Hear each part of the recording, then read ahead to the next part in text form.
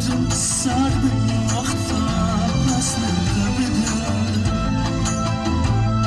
قدر شاش به وقتم باز فکر بده